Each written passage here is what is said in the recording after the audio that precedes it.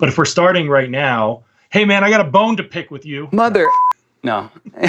Yeah, no. And I appreciate it's always better face to face too, because even if you don't mean something to be hostile, just saying something directly in text can feel hostile, even if it's not. So I know it triggers people sometimes, and I get triggered. I don't even realize it. Sounds like an asshole online. It's true. It's very true. That's part of the book series that I'm doing is about that.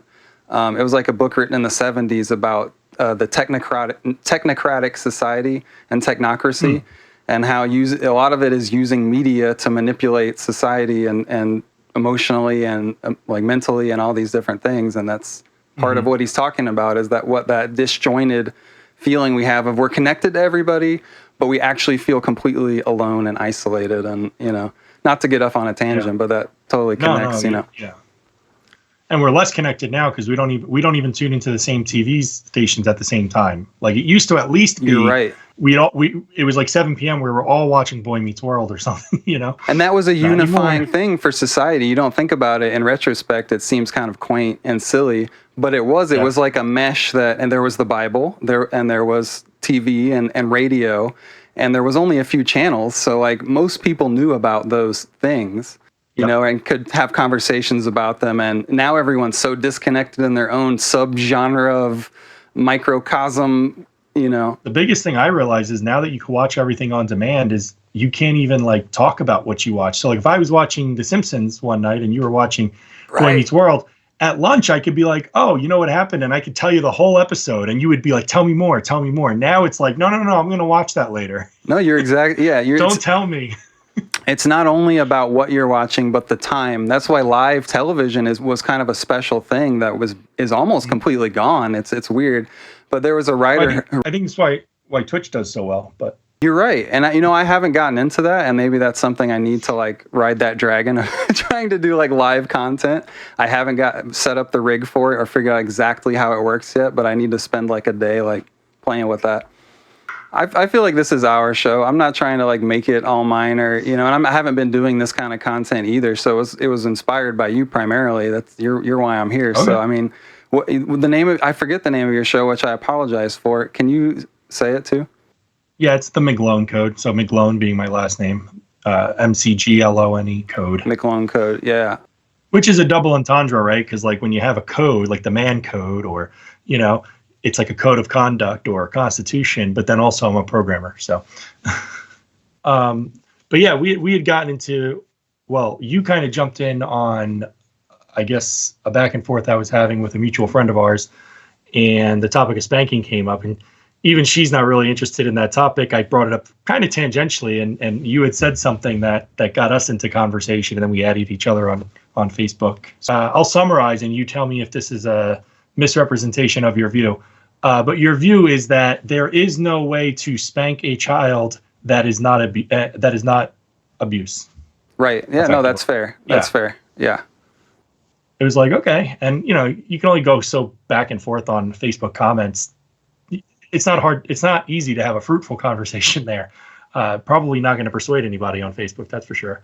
So I was like, okay, well, if you're willing to like actually have a chat about it, I'm willing to defend my position and probably surprise you a little bit because I'm not like, I don't have animosity towards the, would you subscribe to the gentle parenting or would you use a different term? That's a good question, and I think that's one of my. And just so you know where I was kind of coming from. Yep. I definitely respond strongly to spanking. So I probably came off a little like guns blazing. I don't think I said anything mean, but I was probably very direct and like this is just like you said. It was pretty direct. No way to do it. You should have seen the comment that I wrote that I didn't send to you. Did you? Were you going to come hot? Were you like? I was just. You basically, because you were so blunt, like okay, you were a stereotype. You were to me you were like the straw man of your position because it was so blunt. And I caught myself responding to, the straw man of whatever your position is. Okay. And I'm like, you know what? I don't know this guy. Let me not do that. And that does happen. I do that. I definitely do that. So yeah, that's totally fair. And then in between, you'd sent me a video about it. Well, actually, to back up just a little bit, again, sorry. But when just to talk about chatting versus like typing versus talking, I definitely agree about all the bad of typing, but I also love it. Like, and I do. We talked about stuff we missed in culture, I think, a little bit ago. I don't know how much of that's going to be included, but like how the culture has changed since like the 50s and 40s and 30s. Oh, I just got off train. Oh, but sending letters used to be like a thing. Like, Right. you had at least a few friends or people that you would correspond with in letters over time, and you'd hear about their lives, and you'd expound on your beliefs, and you'd have like Right. almost like a journal, which that also used to be bigger, maybe like private journals than they are today. But to me, typing it's different. It's better in some ways and worse in some ways. But for me, it helps me organize my thoughts in a way that I can't always do. I feel like in the moment, Right. because in the moment in a conversation, I'm paying attention to so many other things too, that it's hard to get as deep as maybe I want to get sometimes. So it's a struggle to want to engage in that content, but also not want to engage in the negative aspects of like pissing people off and being a troll or what, you know. And just to clarify, I know my point came across strong, but to me it was just a logical statement based on logical thinking that I've come to, like a logical conclusion. And there's no inherent emotion behind just that statement, like as a statement, like, I think this is true, that blah, blah, blah, blah. Okay. You know, it's like. Right. Yeah, sometimes I tell people I'm just making a statement of fact. I mean, it might be wrong. Like, right, but I think it is a fact. Right, and that's key. I'm just making a statement of fact, and maybe just read it like I'm Sheldon from, from Big Bang Theory. Right. That's it. Well, and that's what it is it's like wanting to... Say something about the writing letters. The online stuff is so unlike writing letters because there's this, when you write a letter and you give it to a guy on a horse to go deliver, to the lady that you're trying to woo over, in the other town, and she'll get it in like a day or two. You can't just like go, oh, I forgot something, or oh, I messed up, and then just fire another thing. When you're typing on Facebook, text message, Slack, doesn't matter. Innately that after you hit send, you can edit it. You could send another one, and and I think it changes the way we communicate. People hit send before they proofread. And I do that. Like I'll hit send and then I'll read what I wrote, and I'm like, oh, there's a typo. You can't do that when you're writing letters, right? No, you're right. It has some of the aspects, but yeah, it's completely different beast. Yeah, completely different. You sent me a video of Doug Wilson. Is that his name? Yeah, so he's a pastor out of Moscow, Idaho. Okay. I wrote it down without context at the top and then like wrote stuff, and I was like, I think that was the guy's name. Now I've forgotten. But yeah, I like kind of went through that video and wrote down different ideas about the different things what he said and what I thought about it. And I think that's a good jumping off point too. Actually, I mean, I'm okay to take it any way you want, really. If you want to go more first about... No, so if you were to summarize your notes, what like I have an idea that you probably were like, yeah, a lot of this stuff is very Christian and I'm not Christian. you know, I didn't take it from that way. Like any claim that Christians make, because I can't prove, and I know you guys can't prove, and I'm not going to be like, oh, prove that God wrote the Bible. It's like, I don't want to come to it from that way, because like you're coming to it that what is written in the Bible is true because it's divinely inspired and it's the word of God. Like I get that. To me, it's like the argument has to stand on its own. Like it doesn't matter who said it, if God said it or the devil said it. You should be able to analyze it and know. I would like to think I can make arguments that support spanking your own children, both biblically, scripturally, from like a wisdom standpoint, and utilitarian. And like, I think I can make other arguments as well, because I think a lot of the wisdom of the Bible, and this is an idea I've stole from Doug, and I'm sure he stole it from somebody else. The Bible's not going to tell you how to change a car tire, right? And it doesn't have an answer. It's not like a YouTube. You can't just like look in the Bible like you're looking at YouTube, like a how-to video. But it does tell you how to change a car tire kind of at the root, and that is with joy, right? Because you should do all things with joy. And, the Bible might not say exactly what to do in 2025 to discipline your kids in this kind of world, but it does talk about kind of at the very root level how you should be oriented towards your children, right? And I do think that a good pastor will help you understand kind of the root principles and then apply it today. The Bible's not going to be able to apply it today, if that makes sense. Well, yeah, no, and that's you got to the word at the end, which I was wanting to scream at the whole time, but was principles, because there are principles in the Bible that are universal, and that's and that's where you can derive universal forms of morality, is things that apply because of existence and the way nature works. Like, they didn't have a computer, they didn't have a computer back then, but.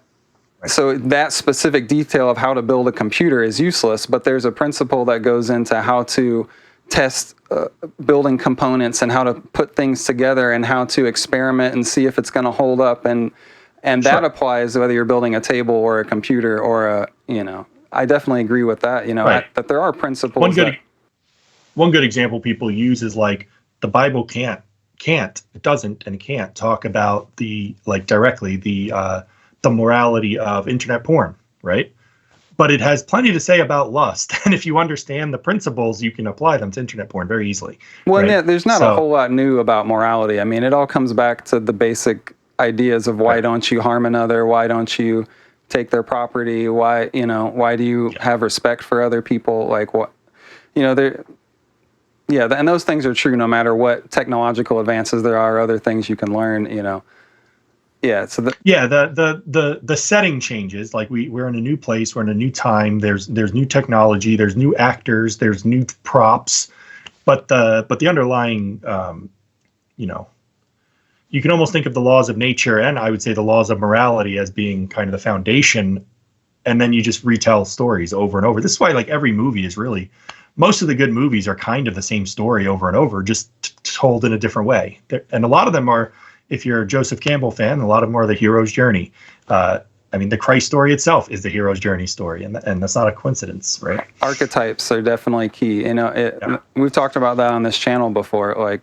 I'm sure you've probably talked about it in another podcast. Yeah. But do you want to try to jump?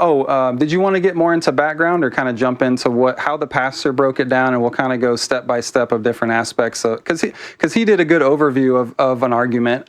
He made his case and about all the different aspects. So it kind of How about we do it like this? Because I think, tell me if you share this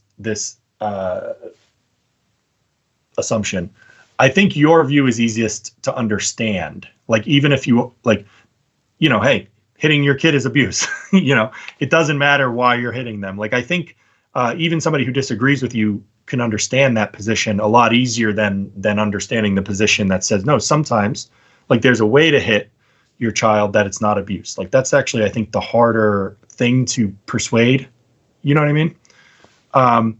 So maybe, since I think Doug did a very good job presenting his view, even if you still disagree with him, I was wondering if you could share what you thought was the most compelling argument, or steelman his position, or just steelman the position at all for spanking children.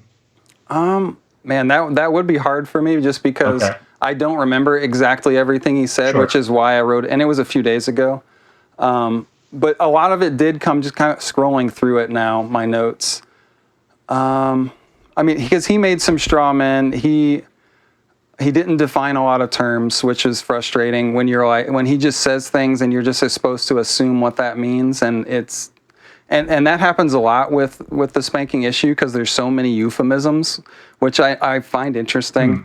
Because do you have an example of not necessarily one even he used? Well, because it's hitting. It's all hitting. You're hitting a child. Yes, you are hitting. People want to say spanking. They want to say swatting. Nobody should deny that a spanking is a hitting. Yeah, they want to say discipline. They want to say, they use all these code words, which to me shows that there's something. And you mentioned this a second ago, which I'm kind of curious about this, but about how joy is the underlying thing. And to me, there's nothing joyful about hitting someone. As much as I would, and that was one of the first things he said, is that people that don't hit their children are pacifists, which I'm not a pacifist. I just don't believe in initiating violence against someone that's not trying to hurt me.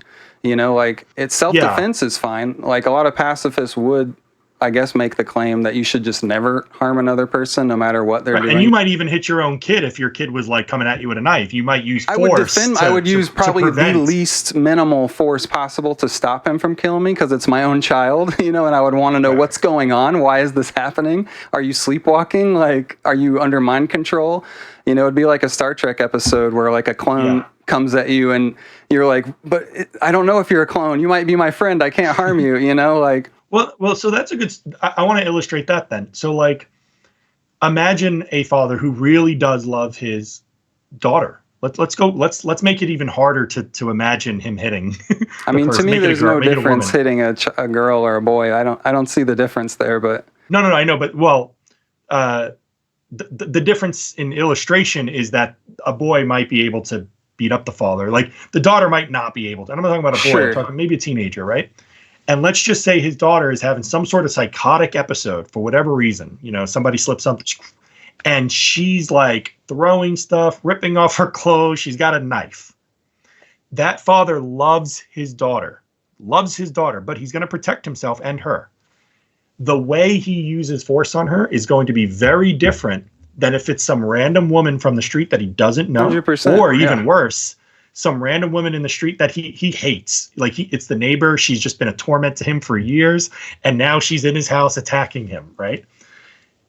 In those scenarios, you're going to see, I mean, ideally, as a Christian, he should love all those people, right? He should love the daughter. He should love the person he doesn't know, and he should love his enemy. He should love all of them. He should want what's best for them. Love your enemy. And I think if you truly, truly do have that love for all three categories there, then the way you react, the way you physically handle that is going to probably look kind of the same.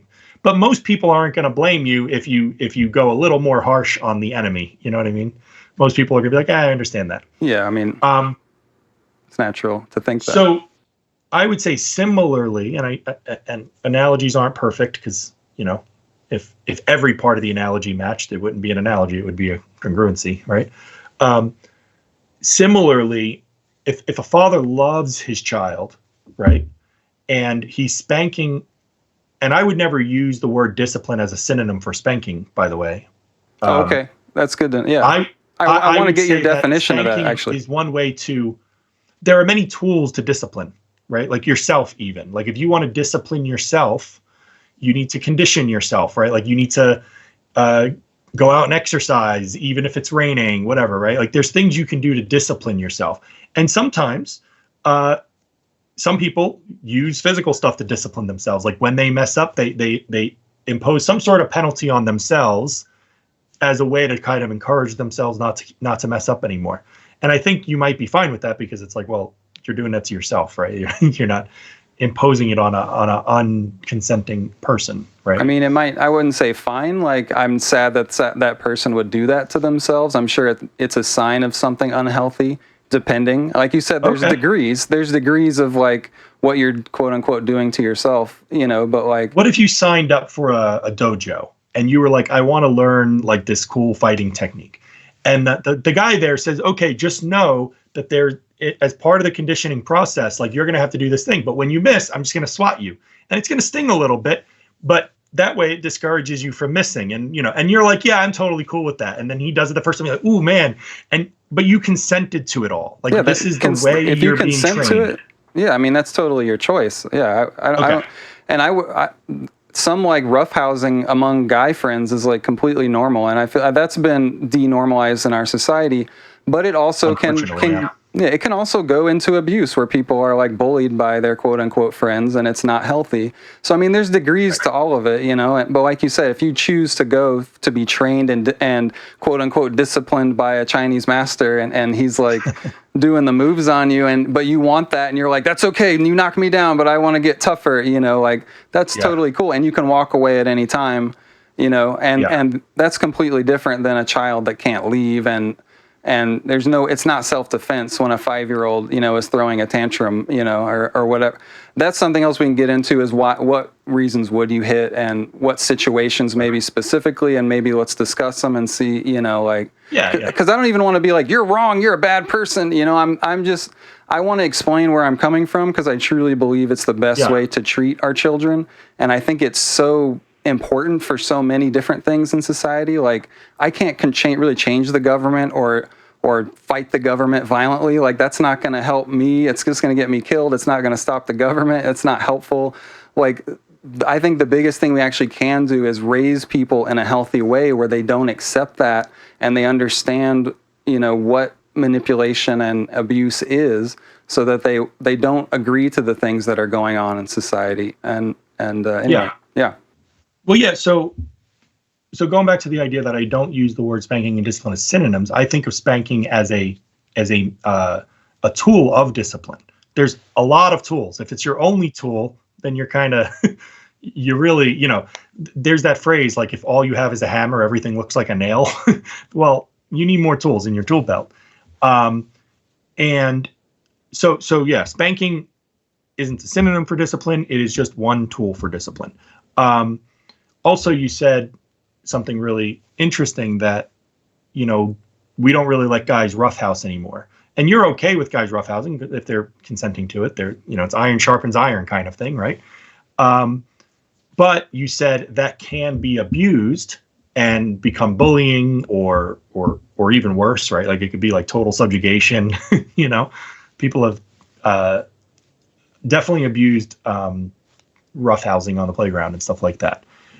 So I want to talk about the word abuse, because to abuse something usually means that there's something there that there is a proper form of, but you're abusing it, right? Like, like, I think you would agree that fathers have real authority in their home. I mean, I think parents have the authority. I don't know how equally it's shared amongst the man and the wife. I think that depends on the person. Let's start with that. Let's say a parent has real authority over their child. You were saying, back up, what was the last thing you said? I'm so sorry. That's okay. About the authority, or before that? Right before authority, you were talking about... that it can be abused. I said in order for you wanted to know what was being abused. There has to be some understanding of what's being abused. And I wanted to say before, because I was about to get lost to the ether, what is being abused is the relationship. It's not. Okay. It's not like there's a better way to hit someone. It's that the relationship between the parents and the child is being abused and twisted and damaged in that action. I would go a step further and say it's his the authority of the parent is being abused. In other words, they are abusing their authority. Like, the parents are abusing their authority. Is that what you're saying? Yeah. Like, so the Christian view is that there's three spheres of government. You got family, you got church, you got the state, and they have limited spheres of authority. Like, the state isn't supposed to come into your house and tell your kid to go on the potty. That's your job. You know what I mean? You have that authority. The state nor the church does. And you can't go say, oh, this guy's guilty of a crime, so I'm going to execute him. The only one that can do that is the state, right? The church isn't supposed to do that. The individual, the family is not supposed to do that. That's the idea, right? That's the idea, right? Like, the point is, it's limited scopes of authority, but it's real authority. And, the state might have the authority to administer capital punishment, like somebody murders or rapes, like, maybe, the just penalty for that is their own life. But if they are lying about people murdering and raping just so that they can kill them, if they are twisting what is good and what is evil so that they can justify exercising the authority that they do have, then that would be an abuse of their authority.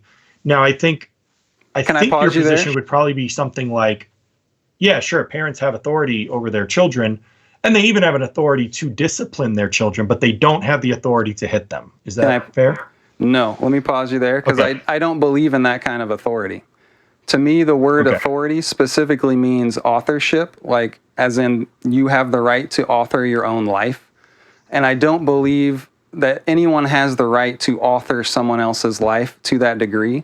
And that's probably leaving you confused, because then what does the parent have over the child in that way? It's not having something over them like authority. It's that you have responsibility to raise that child and to not harm that child. It's a lot like the medicine creed of do no harm, first do no harm. Because it's not like parents are experts on how to raise a child perfectly. And if we were... no one out in nature knew what they were doing. And I know you probably don't believe in evolution, which I don't know if I believe in evolution either. I don't really, I try not to believe in these things because they're like That'll abstract. be fun. We should have that conversation too sometime. Sure. I'm not super versed in it because I don't think it's as important as a lot of people seem to think it is. So I haven't spent time on it. But to me, humans used to live in a state of more nature. That's definite. Whether we grew up in Eden or we grew up in the jungles as monkeys that turned to humans. I certainly believe in selection. Right. And it doesn't make sense that, oh man, we got so deep on that. Sorry, I totally lost my train of thought. No, it's okay. But your point is our environment is very different than it used to be. Yes, and I'm sure that we were rougher with our kids back then and didn't have even the empathy level that we have today.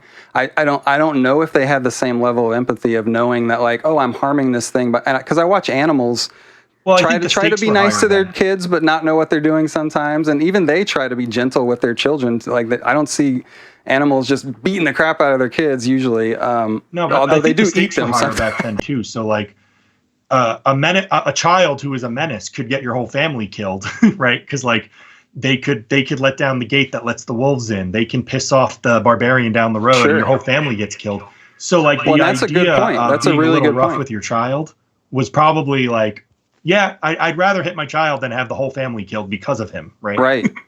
And so, children were killed, from time to time, either accidentally from a beating or because they were ejected from the family or from the society and left to like starve and die. And some of that, it's not great, but you understand why it happened because we didn't understand, and as a society, we're learning about how to treat people better and figure things out. Because of that history, that's ingrained in us, that fear of rejection, that fear of being beat to death by our parents, or just like kids are scared of predators without even knowing why. They'll have nightmares of cheetahs and things that we were scared of at animals, in our closets. But they don't know how far that's going to go, and it triggers these feelings in children of like, oh crap, this is like life or death. They don't always understand how far the violence is going to go. And you're giant, obviously, compared to them. So it's a terrifying experience as far as they're concerned.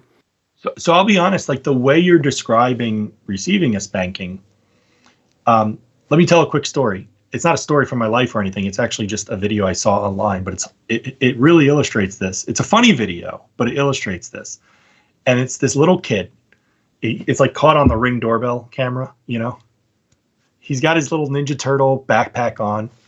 And he's running out the door, and the dad's walking out. He's like, "What are you doing?" He's like, "I'm running away." And he goes, "For what?" And he goes, "'Cause you said you don't love me." And he goes, "I didn't say I don't love you. I just said no more video games tonight, buddy." And the kid goes, "Same thing." Right? And it's like, you and I know that that's not the same thing, right? Like saying, "Hey, no more video games for tonight. That's enough. It's time for bed," is not the same as not loving your child. You could even argue it's quite the opposite, right? Because you're setting a boundary. You're trying to teach them sleep is good and how to be self-controlled.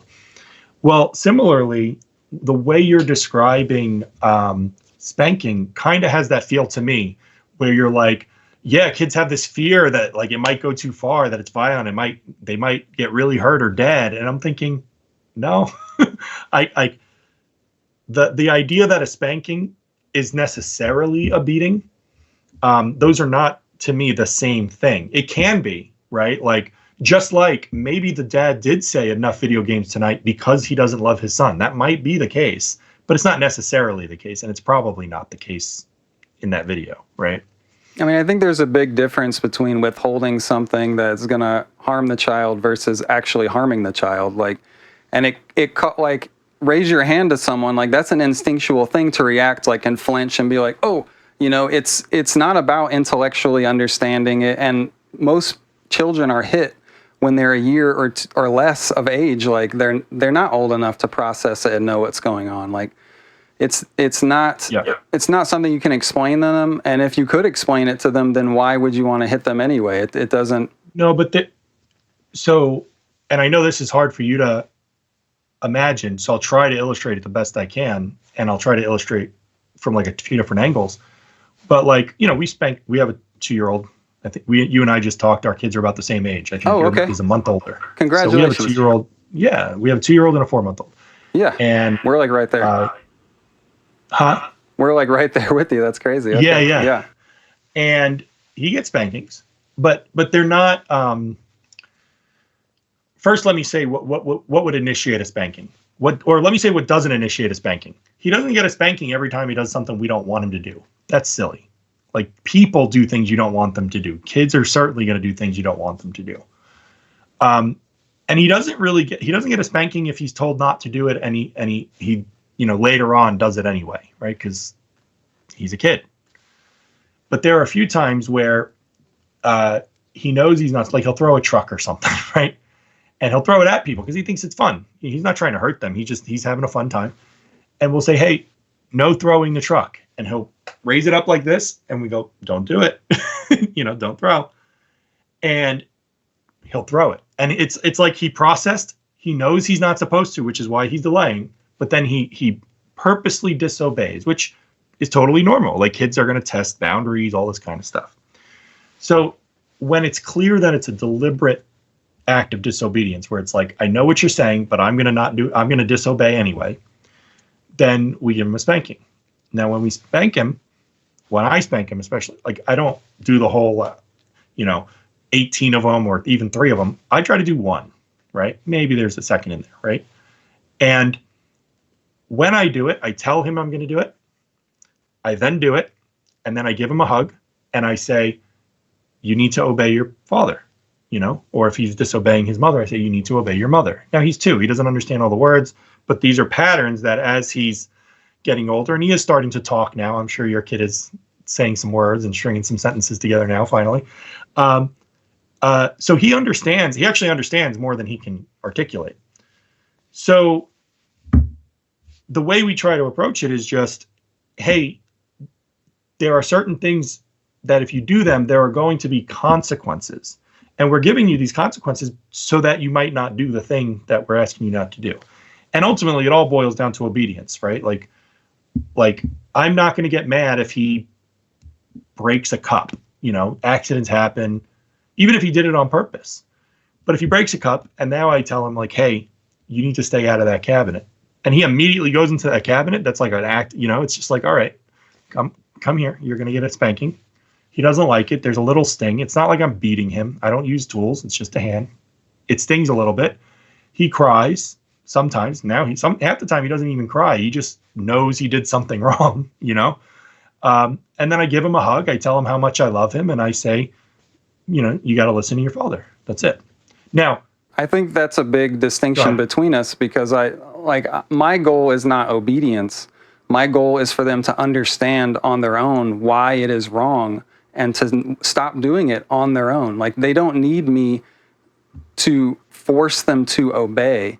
And like you said, I wrote this about something he had said in the video, because this connects kind of, I don't know if it does in your mind, but when I heard him talk about this, it made me think about how original sin, I don't know if that concept makes people feel like, oh, there's like evil in my child or sin in my child, and that's why they misbehave or disobey me in those moments. Because I've heard of that moment a lot too, and that's happened with us. Because I know what it's like when you have a baby and a 2-year-old, and he wants to throw stuff, and he'll smack her or throw stuff at her sometimes. Right. And he did that a lot in the beginning. And it was, like you said, it wasn't because he wanted to hurt her. In fact, he loved her and was excited during the birth and after. He's like, baby, he's loving her, and he loves to be gentle with her. Our son loves his brother. Yeah. What was it? Sorry, I'm sorry. What'd you say? I was just saying, our son too, he loves his brother. He hasn't shown a sign of jealousy in 4 months already. So. Yeah, that's great. That's awesome. Yeah, he hasn't either. I mean, he loves, and I'm sure there's some stress because we're not holding him as much because we have to hold her, or can't get up because we're, But I never saw any like malice. And you said he wasn't like, there wasn't malice there, like trying to hurt other people. But you did say he knows that I don't want him to do this, and he does it anyway, which may or may not be true. You're kind of assuming that. You might be right. You're right. Well, he indicates that because he withholds for a second, right, and then he does it. He knows and maybe there's something about it, but I still want him. I want to teach him that that's what it means. Of course, but yeah, that doesn't mean that. But I mean, sorry, I lost my train of thought. But that's normal for him to want to push those boundaries, and that's how he's going to learn what's really, because it's not that you can't be like lie to him or say like that's okay, just do whatever, like I would put myself in between. I would stop it happening. Obviously I would stop the block from hitting her or whatever if I could, and then tell him, like you said, no, don't do this, we don't, or give him other options, like throw away from people.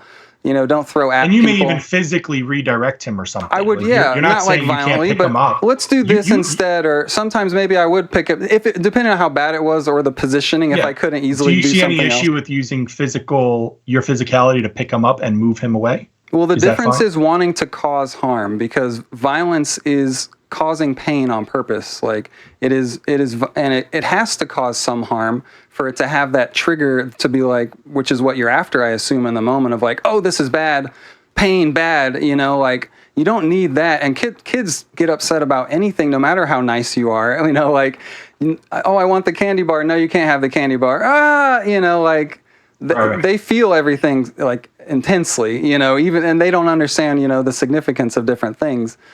So to them, it's all really important and really intense, like, but he's stopped doing that. He doesn't throw things at her anymore. Occasionally, maybe he's careless with something heavy he's carrying and he might drop it on her, not like because he falls, like, but right. I don't necessarily see, like you mentioned the tool belt earlier. Like for me, it's just not in my tool belt. Like there's got to be other options than just hitting someone. And I haven't seen any evidence yet that like that would make a big difference in how he's responding or not doing things, or and he like the car thing, he knows to look out for cars. If we're getting close to the street, if there's enough space where I can still get to him, I will try not to like jump first. I'll just be like, hey, stop, there's cars, or look out for cars. He knows, because now I say look out for cars, he knows that means to stop, and he'll kind of like, I don't know if he's actually looking for cars properly, but he'll stop and look, and then I'll kind of help him. You don't know if he actually understands, but he's at least getting into the patterns of what he should be doing, which is still valuable. Right, definitely. Yep. And I'm not saying that like I'm a perfect parent or that like this is the way to do everything. It's just that I don't see a reason. First of all, it aligns with my principles, because you're talking about principles. To me, I don't think I actually stated. You kind of stated, I think, my point at the beginning, but hold on, I want to read it real quick. Just that using, I believe in sorry. Hitting your children is always an initiation of violence, and violence is only not wrong when it's in self-defense, when you're defending yourself. That's why it's wrong to just walk up and punch someone in the face or, murder somebody. And there's no reason to break that with my children. Like, I should care more about them than anybody else. And I don't break that with anybody else. Like, you don't hit your wife, I assume. You're not like, oh, my wife broke the dishes or did something. I think the fundamental disagreement we have, the reason I don't just, well, first of all, I don't just walk up to my kid and spank him either, right? Well, like there's a ritual. There's definitely got to be a rhyme and a reason for it, right? But I think our fundamental disagreement, if I could jump right to the root of it, is whether or not you have the authority to, right? Like most people would agree that the police officer has the authority to use physical force against somebody who, is beyond some threshold of, we have reason to believe that you broke the law. Well, I'm not a statist. I'm not a statist. I don't believe in government at all. Like, that's what I was saying earlier. Okay. I don't believe in that kind of authority. To me, authority is earned through experience and wisdom, and it's given voluntarily, like the respect of it. Like, someone can have authority in a subject, and if I choose to go work for a corporation, they have authority within the jurisdiction. For you, it's tied to the authorship thing. Yeah, and as long as you have the option to walk away, you can agree to like anything you want to. So let's talk definitions a little bit, because I think you're thinking of authority as like he is an authority on this subject matter, or he is an authority on this craft. Or like I said, in a corporation or a business, someone can be your authority in the business. And if you're going to operate within their business, you have to operate by their rules. but you can always Right. walk away from that, and that's a voluntary agreement. I can agree to make anyone my authority, and everyone does. Everyone makes other people their authority on subjects and things, and they think the government has agree authority. that one can earn the the title of authorship, or like to say like I am an authority on iOS development, right? Certainly more so than you are, because you don't do that stuff. Definitely, right? You would be authority. Right, but I'm talking. But you don't have authority over me, and humans Well, don't. I'm talking There is about no right authority of in terms authority. of response. So let's talk about authority in terms of responsibility. Yes, because it's really, you have responsibility for your child's well-being. Right. You don't have authority over them, over their existence. So I wonder if you disagree with this statement. That which you are responsible for, you have authority over. Not unlimited authority, but you cannot be responsible for it if you have no authority over it. Say that one more time. I'm trying to parse it a little bit. Actually, I'll word it the way I think it was Mark Cuban who said this, and I have my... Yeah, I kind of fuzzed out a little in the middle. What's that? I kind of fuzzed out a little bit in the middle. I'm sorry.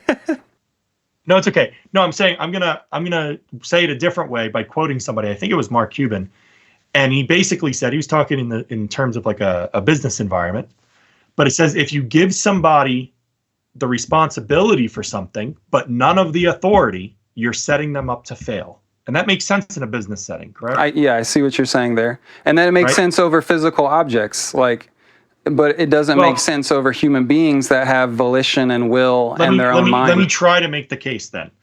So let's start with the business thing. Hey, you work for me, right? I pay your salary, whatever, and I say, hey, I need you to handle our social media this week. I expect to see at least a 10% increase on people visiting our website. And you go, great. And you have all these ideas. You're trying to get it done. And I keep coming in and go, no, you can't do that. You can only, and I'm usurping your authority. Like, I'm not letting you make decisions for the thing that you're responsible for. Right. You probably quit. Like a lot of people are stuck. They can't really quit, right? Because it's. And you know what's funny about that? I agree.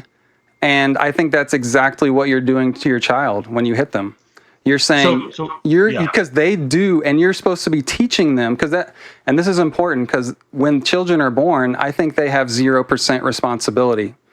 Correct. Of how to take care of themselves. And then that number slowly starts increasing. And it's different for everybody, and people learn in different stages. But yes, your goal is to get them to that 100% responsibility as healthily and quickly as possible. Maybe not, I emphasize quickly, maybe the time maybe doesn't matter, but I just, in the most efficient, the best way, the most responsible they can be for themselves in a healthy way. And by hitting them in those moments of decision or of mistake or of error or even malice, maybe you think they're trying to be mean for a minute, because who knows what, kids don't understand emotions in that way and right and wrong. So they're still building all those pieces. And to hit them when they make a mistake like that is to say, you do not have authority over what you're doing. I'm going to make you do this thing, and I'm going to use violence to make sure, which is teaching them that in the most key moments of my life, I'm not the one responsible. My parents are, and they got to hit me to get me to do the right thing. Your characterization of why we hit is like off to me, which is why I gave that analogy about you don't love me, because he's mischaracterizing what's happening. And your characterization is you hit them to make them do something. Well, you said, you were using I was using your analogy because that's what you hear when you hear the word obey, right? And you said to me that you said, John, your goal is to have them obey, but my goal is to have them understand and like be self-controlled and like know how to. And I would say that's a false dichotomy. I want them to obey and everything you said. I want both, right? My goal is both, because I think the ability to obey authority, whether it's your father or whether it's your boss or whether it's the governing bodies, whether it's a police officer, and you could say, well, I don't necessarily recognize the authority and stuff. Okay, but you're going to be in a situation where you're going to have to obey. And teaching your children obedience is important. And I think you might say, well, but if they're just obeying so they don't get hit, it's like, well, that's just part of it. You're showing that for actions they should not be doing, there are consequences. Now, there's natural ones, right? If they touch the hot stove, they're going to get burned, right? And sometimes it's better to just let them touch the stove than to like spend the first 3 years of their life keeping them away from stoves. Like there are people who will spank their kid for getting too close to the stove, and I'm just like, just let them touch the stove. They'll learn on their own. He's never touched it, and we've never spanked him, so I don't know. We just make sure he doesn't touch it and make him. But I'm saying it's. Go ahead. Yeah, right. Like you could explain it to him. You can show him. You go, ooh, kids see things and they go, ooh, I don't want to feel that pain. It's hot. Right. He knows if it's hot to back away. But the reason to spank is just to say not only are there natural consequences like touching stoves and stuff, but there are social consequences and there are authoritative consequences, which is where I think most of our friction is on this topic of authority. But I believe that fathers have real authority in the home over the children because they have real responsibility for the children. And at the end of the day, and I'm sure I don't know if you guys are going to do public school, but there are going to be a lot of kids in that school. Yeah, we're not either. We might do like a Christian school or a private school, but I was raised in a Christian private school, actually. What's that? I was raised in Christian private schools. Okay. Yeah. Yeah. And the thing is, like, there are kids that are just menaces. And I'm not saying it's like an accident or whatever. Like their parents could be neglecting them. Their parents could be beating them. I'm sure it didn't come from nowhere. Yeah. Yeah. And I don't advocate for like spanking being the first tool, but I do think having spanking in your tool belt is totally appropriate if you wield it, I should say. I don't know why I said yield. If you wield it the right way. And if you're saying like, look, it is important that you obey your mother and your father, right? And when you disobey your mother and father, there are consequences. It doesn't have to be a spanking, but it could be a timeout. But even then, like how do you enforce a timeout, right? It could be no video games, like in the example earlier. But how do you enforce that? You got to unplug the system, I guess, things like that. And I think people who are really against spanking would prefer all of those to spanking them. They're like, well, you should try it. You should just do all of those. And spanking in your mind isn't even the last tool. It's just not a tool at all. Right. And same with punishments. I mean, we haven't used any punishments. I don't plan to. It wouldn't be. It's hard to say. It's like not. I just don't see it as necessary, for one thing. Like I think we're taught to do these things and it becomes the easier route. So it's just the way it is. What do you mean? I was spanked. But is I that turned real out world? fine. Like at work, if you do things you're not supposed to at work, will there be punishments, consequences? Maybe, I know they're not going to but spank you. But well, I'm glad you brought up consequences because I really dislike that because hitting someone isn't just a consequence that just happens like for things in life. Like unless you hit someone first, like if you hit someone, then yeah, I would expect someone to defend themselves. But I don't think that's a consequence. And I think teaching them that is what the word consequence means, which it isn't. Like there are natural consequences to things and nature works and things hurt if they happen. And you don't want those things to happen. You said you don't even punish your son. And I'm not talking about the hitting right now. I'm just talking about the punishment. And I'm asking, like, is that a good idea? Because in the real world, when he goes to college and he cheats on a test or he does, he's tempted to do something he's not supposed to and he does it. Are there consequences and should there be consequences for that kind of behavior?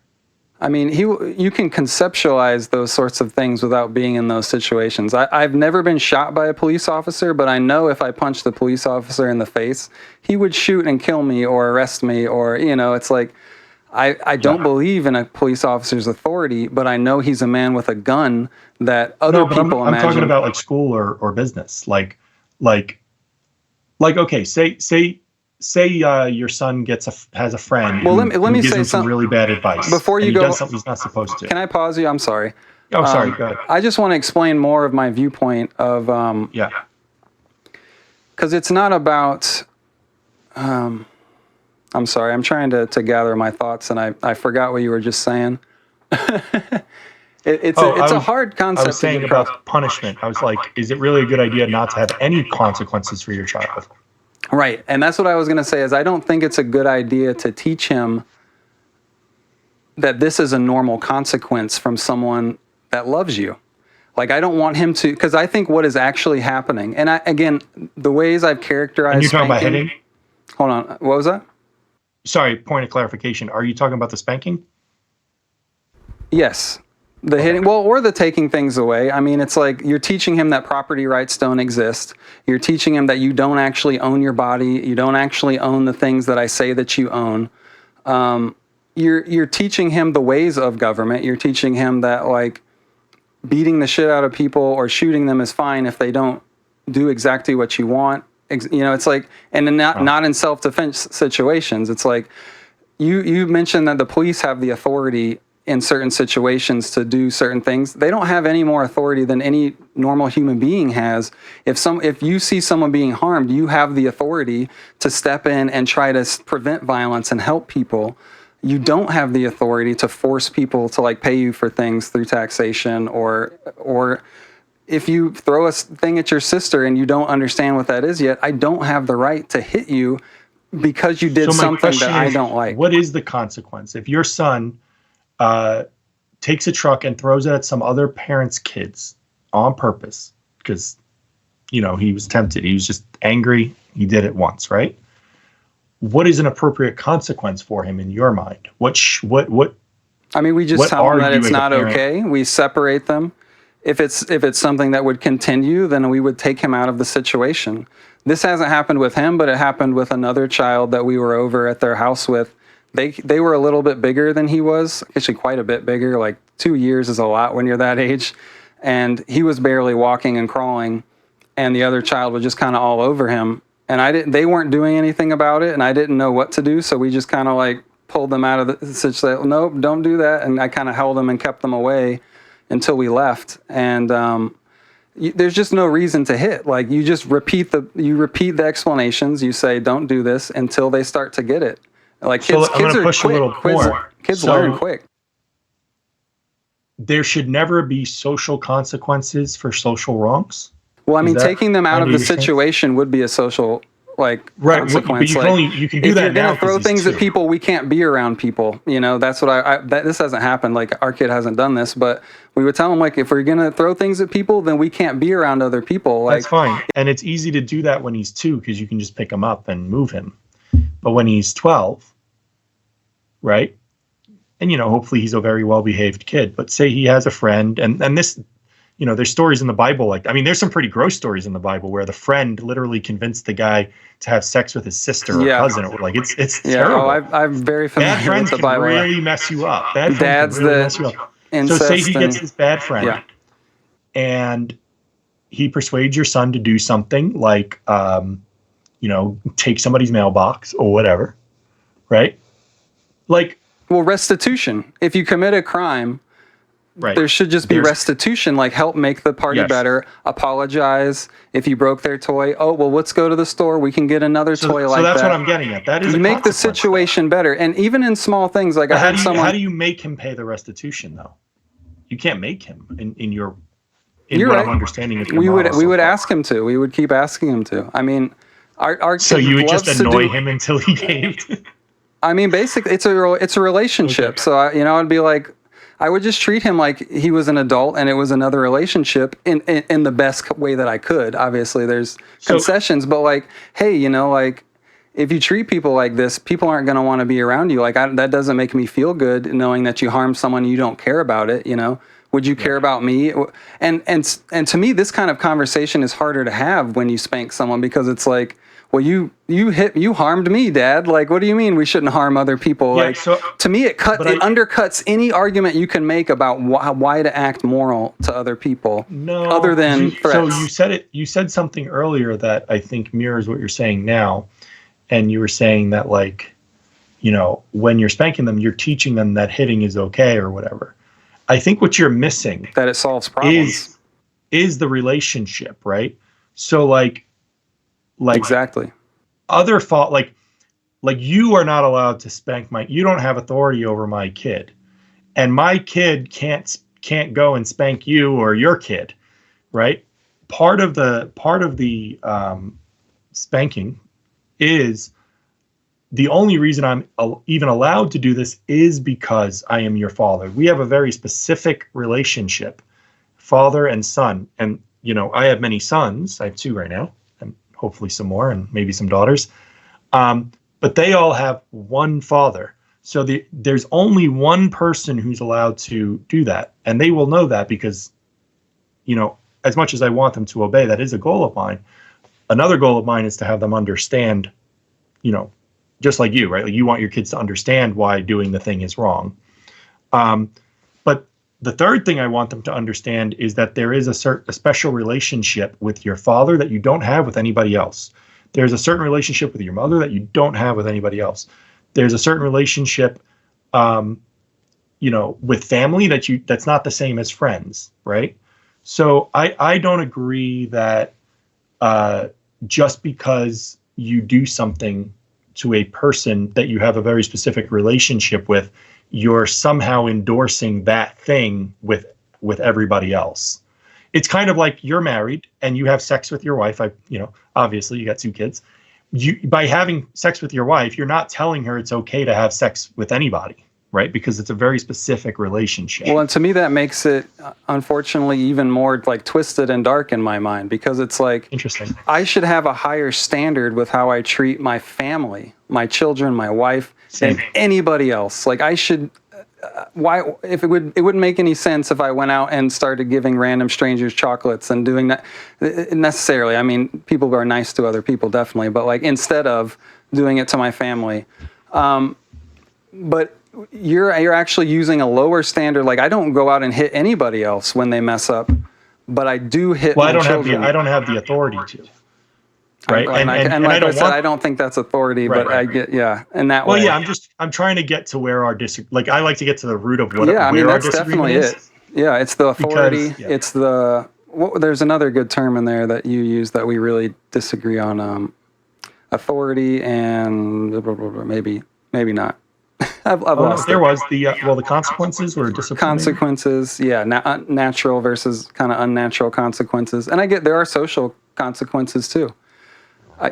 Well, so talking about social consequences, I don't think that they are arbitrary, and I don't think that they are just kind of like, I've run into a lot of people who think like, okay, well, if you wear a MAGA hat, some people just aren't going to want to hang around you. That's just like a social consequence, right? Nobody's doing anything to you. They're actually doing something themselves. They're avoiding you. Like, they have the right to do that. And they have a right to do that, yeah. And you have a right to wear the hat, but like, if you don't want them to avoid you, maybe you take the hat off, right? Like, this kind of social consequence. But I'm talking about a social consequence that presumes not only a responsibility. I think there's something deeper than responsibility. It's responsibility. It's responsibility. Well, there's responsibility, but then there's duty. So, like, I think we have duties, actually. And because we have duties, we have responsibilities. And because we have responsibility, we have authority. And if you abuse that authority, you don't absolve yourself of your responsibilities because you abuse your authority, right? Unfortunately, when you abuse your authority, what you're doing is you're creating a gap for somebody else to take over your responsibility. So, for example, if you do beat your kids and life is like not safe for them, well, somebody else is going to come in and take guardianship of your child. And now they're going to have authority. They're going to have responsibility over your child, and they're going to have authority over your child because you abused yours. You know what I mean? Well, and that's what I think the duty is. First, do no harm. And I think it's harm. And that's where we just have a disagreement. I just think that is not helpful. I wanted to get into the science of it, but I didn't actually take the time to do, because I know about it, but I haven't actually pulled up the studies, and I wanted to have the studies on hand. But I do want to. When you say harm, do you only mean physical harm? Or what about other It's harm? also mental and emotional, and it's some of what I was saying was from the science, from the fact that kids do experience it as like a life and death situation. But I want to ask you a couple things because there's a couple things that we didn't touch on in the notes, and I do have to wrap this up like pretty soon. Yeah. One thing I wanted to ask you about was because I hear this all the time, and I wanted to get your viewpoint and kind of share my thoughts on it just to get that out there. Sure. But the spare the rod argument that a lot of people make, do you agree with that argument? And do you want to like summarize that point of like the Bible says, I'll spare tell you the how rod, I spoil the understand child? the argument. I understand the argument. It's just saying, don't be unwilling to use force on the child who you love and are responsible for. And the reason is and this kind of ties into what you were just saying about harm and the question I had for you, which is there are lots of kids out there that are like preteens, teenagers, right? And they think they're transgender and they're having sex with each other, like they're having abortions. Like there's a lot of things going wrong there. But their parents never hit them. How do you right? know? How do you know that? No, in some of those cases, I'm not saying they've never been abused by anybody. I would assume I'm sure there's a lot some of them horrible have been. abuse going on in that household for them to get to that point. Like, but it's I would it's not not the just point put of the that on question. the children. The point of the question is this. Let's just say it hypothetically. You never hit the kid, but you neglect them.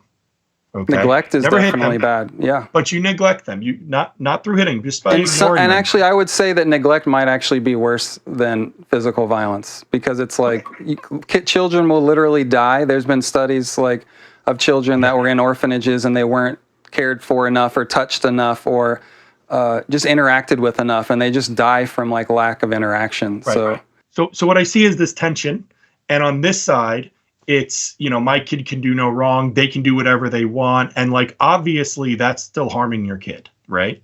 Sure. And I didn't say they don't ever do wrong. I would never make that claim. No, I know that. But I'm saying those kind of people exist, or they do wrong, but I don't have any strategies to deal with it. My kid became a menace. I got my own issues I deal with. Yeah, maybe they got that from me, but like, I don't know how to get them under control. And you don't do anything, and they just keep getting more and more out of control, right? It's just like they're not getting along with others. They're a menace. I would say that's a violation of your principle of do no harm, because you are harming your child. You're failing them, and you're making it where they can't even take care of themselves. Neglect is. And then on the other hand, obviously, if you beat the hell out of them and they're bleeding and they're shackled to their bed and all that stuff, and we hear stories like that, that's harmful too. So there's a tension here. And when it says, not to spare the rod, I think it just means, be willing to use the hit as a form of discipline. But if you tie that lesson in with the rest of the Bible tells you how to do things, and it's in love. And I know you don't think you can reconcile those two, but right. Well, I was just going to say, I think it comes down to the tool issue. I think it's a misuse of a tool, and I think it's a misunderstanding of a metaphor. I think the rod represented wisdom. It's not like shepherds were like beating their sheep with rods. And I looked up because the history of it is interesting. Right. And that's the first thing it said when I looked it up. The rod was used to fight off wild animals and count the sheep. So maybe he would tap, not hit them. And then the rod prodded them during the day in the field. So he would maybe use the rod to push them or pull them if they fell, or, pick them up. But it's not like the shepherd was out there beating his sheep if they went the wrong way. He was guiding them gently with the rod. And, they often show Jesus, with the rod. It's not like Jesus or the staff. He more has the staff because the shepherd had the staff and the rod, and the staff was used to but anyway, I just think it's a misunderstanding of a metaphor. Slowly made a whip. And do what? Say that again. People forget Jesus. The way I imagine that scene where Jesus is like making the whip, I just see him like really calm, making the whip. He walks into the temple and he's whipping the people out of the temple. Like, I don't think he actually hit anybody. Does the Bible say he actually hit them with the whip? I mean, not that would be an argument, but do what? What did it say? Like, Because there's an order. So he never hit anybody else in the. Do what? Sorry, I apologize. I couldn't hear you. No, I was just saying he never hit anybody else, so I don't know if it's hard to argue that. But anyway. Yeah, I mean, Jesus wasn't. First of all, he wasn't. Yes, he used the whip to scare them out of there. You're right, but he also was not the state. He also, you know what I mean? Like in Romans 13, it talks about how the state has the sword of justice and that it should be wielded responsibly, right? As a blessing to those who do good, a terror to those who do evil. Jesus was not the state, so he wasn't going to wield the sword of justice. That's for sure. Well, and he came not to bring peace, but a sword. But I don't think that was a literal sword. I think it was the sword of truth or whatever that set brother against brother or whatever. What does it say? Yeah, well, it really does divide. Like, I'll tell you, as I became a Christian, like even just suggesting we shouldn't kill babies in the womb creates like animosity amongst family members. Yeah. Well, it does. And saying the truth, I mean, that's the quickest way to become a hated person is just speak the truth loudly and people will hate you pretty quickly. I was just going to 100%. mention one more time because I did watch that video, the Doug Wilson video. He does say some weird things in it, and I looked up as many Bible verses. Some of the Bible verses he said, I looked them up, and they actually weren't what he said. The very first one he gives in that video. But he mentions, like, in Jewish time, it was normal to hit children with, like, 39 strikes of a three-prong whip. I get, like, similar to the cat of nine tails, I guess. Like, he was describing, like, horrible beatings that went on in the Bible, and was basically saying, floggings, this is okay. He made it sound like he never made he would just say those things and then jump to modern times of like using spanking terms, but he would never say, of course we don't do that anymore. It like disturbed me a little bit where I was like, why is he's not even saying like, it would depend on the crime, you know, like, well, he was you might about disagree children with all of it, but I even say, you know, it's not biblical to hold people in cages. Oh, I think I hear my kid looking for me. Hold on. You can meet him real quick, and maybe I've got to wrap up. Yeah, hi. Here, you can't see. Hold on. It's up here. He's got some really crazy cool hair. Yeah, he's never had a haircut, so. Nice. I want to get him a haircut one day. Yeah. Yeah, then he can get that hair out of his eyes. We're talking about the cat of nine tails whipping. I was saying, okay, it's not biblical to put a man in a cage as a punishment for his crimes, okay? In the Bible, what they would do, they might hold you in a jail like while you had a trial or something, right? Like if you're suspected of raping a woman or like they can't just let you out, right? So they're going to hold you. Huh? Well, you're a danger to society, you're saying in that situation. So they're going to hold you and feed you and all of that. But then there's a trial, and if you're found guilty, depending on the crime, you either get put to death, or you get flogged, or you're forced to pay restitutions, or they'll take your stuff, right? Like, that's kind of what would happen biblically.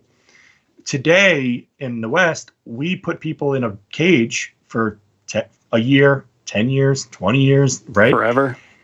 And now, we think that that's humane.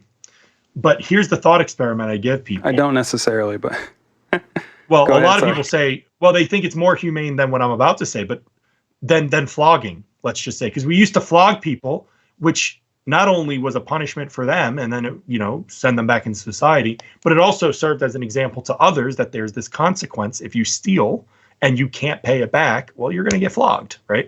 Like there is a consequence. You don't get away with it. And I can bet you if you go to your nearest jail cell, other than the people who are there because they want to be taken care of and stuff, you know, obviously those exist.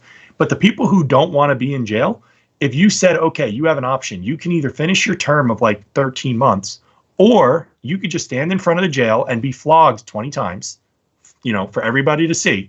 Which would you choose? Most of them would just choose the flogging. The flogging. I might choose the flogging. I might. You know.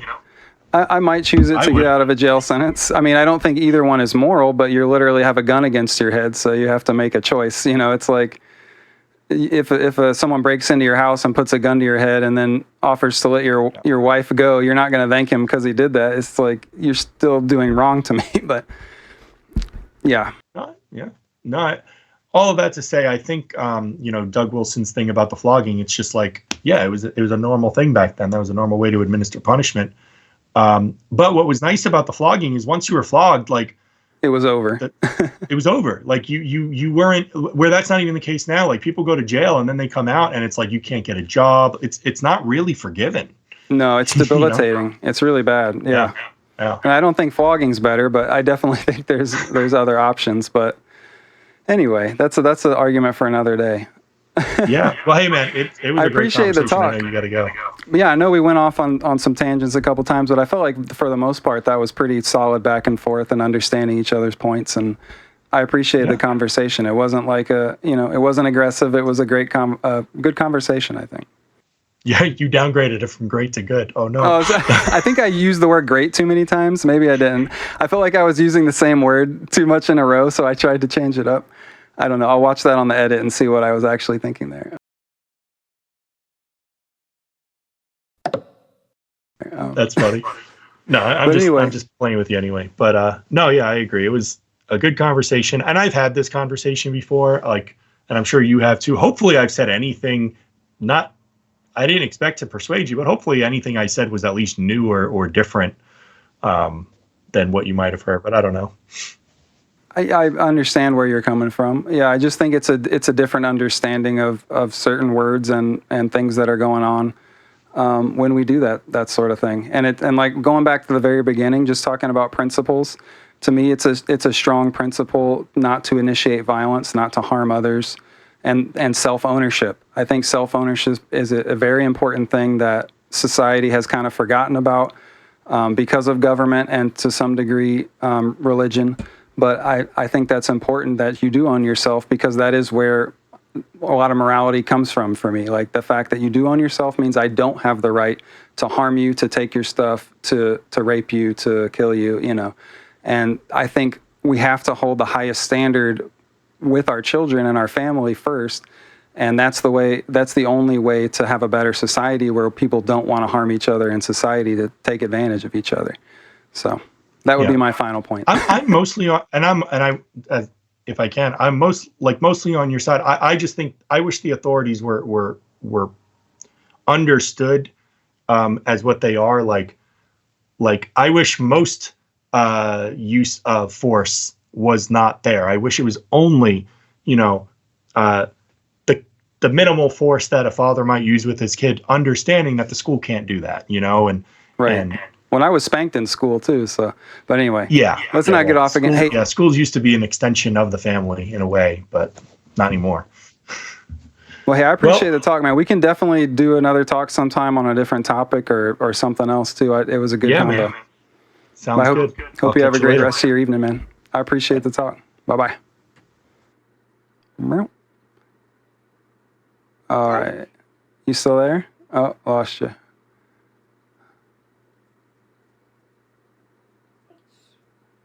Hey, buddy.